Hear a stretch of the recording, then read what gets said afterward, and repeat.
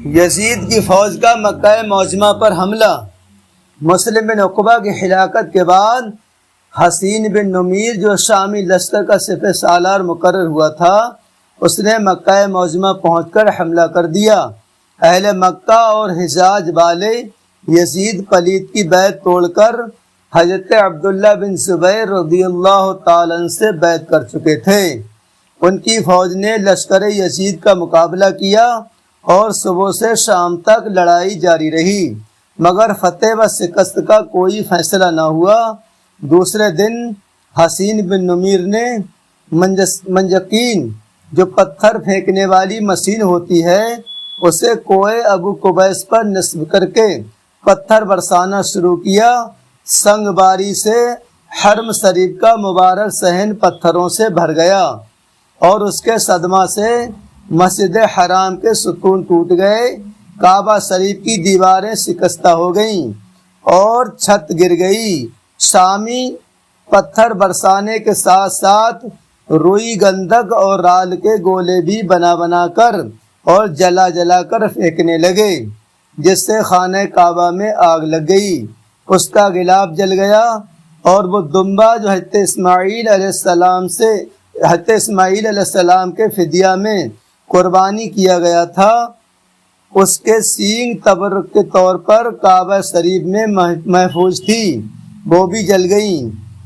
حرم شریف کے باشندوں کا گھر سے نکلنا دشوار تھا۔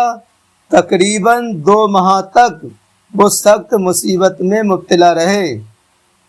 یہاں شامی لشکر کعبہ شریف کی بے حرمتی میں لگا ہوا تھا، ادھر شہر حمص میں 15 ربیع الاول 46 ہجری کو 39 سال کی عمر میں یزید ہلاک ہو گیا۔ سب سے پہلے یہ خبر حضرت عبداللہ بن زبیر رضی اللہ تعالیٰ عنہ کو ملی۔ انہوں نے بلند آواز سے کہا کہ اے شامیوں بدبختو، تمہارا گمراہ سردار یزید ہلاک ہو گیا، تو اب کیوں لڑ رہے ہو؟ شامیوں نے پہلے اس بات کو تو حضرت عبداللہ بن زبیر کی فریب سمجھا، لیکن تیسرے دن جب انہیں ثابت بن قیس نقعی نے کوفہ سے آ کر یزید کے مرنے کی خبر سنائی تو انہیں یقین ہوا اب ان کے حوصلے پست ہو گئے۔ حضرت عبداللہ بن زبیر کی فوج کے حوصلے بلند ہو گئے، وہ شامیوں پر ٹوٹ پڑے اور شامی خاسر بخاسر ہو کر بھاگے۔ اس طرح اہل کوفہ کو ان کے سر سے نجات ملی۔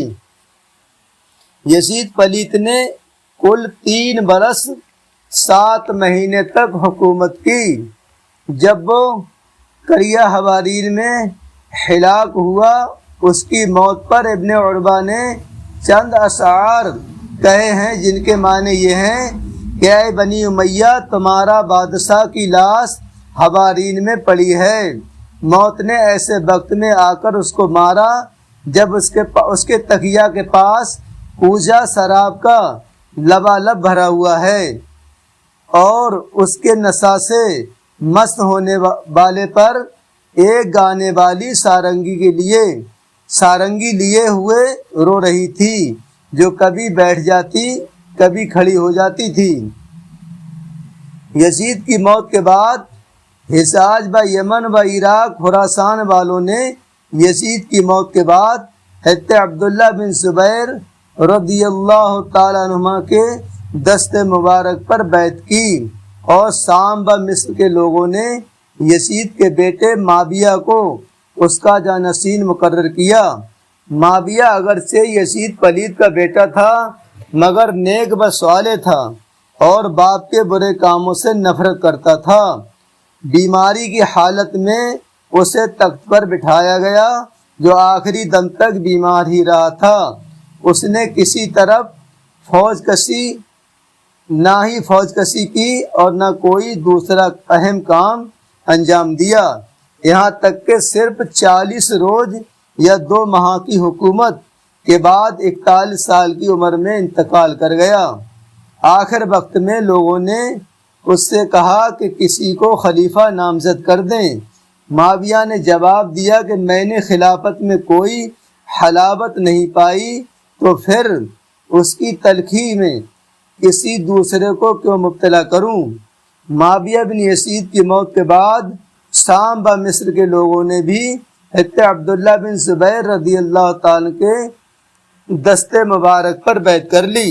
کچھ دنوں کے بعد مروان نے خفیہ سازشوں کے ذریعہ مصر و شام پر قبضہ جما لیا، اور جب وہ مرنے لگا تو اپنے بیٹے عبد الملک کو اپنا جانشین بنا دیا، جس کے بارے میں حضرت عبداللہ بن عمر رضی اللہ تعالیٰ عنہما فرمایا کرتے تھے کہ لوگ بیٹے پیدا کرتے ہیں لیکن مروان نے اپنا باپ پیدا کیا ہے۔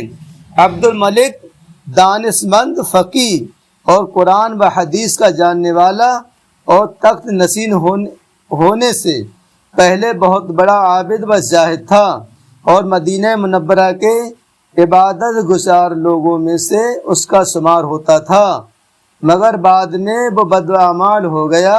یحییٰ گستانی کا بیان ہے، عبد الملک اکثر ام دردہ صحابیہ رضی اللہ تعالیٰ عنہ کے پاس بیٹھا کرتا تھا۔ ایک دن ام دردہ نے فرمایا، اے امیر المومنین، میں نے سنا ہے کہ تم عبادت گزار ہونے کے بعد شراب خوار بن گئے ہو۔ تو اس نے جواب دیا کہ شراب خوار ہونے کے ساتھ ساتھ خونخوار بھی ہو گیا ہوں۔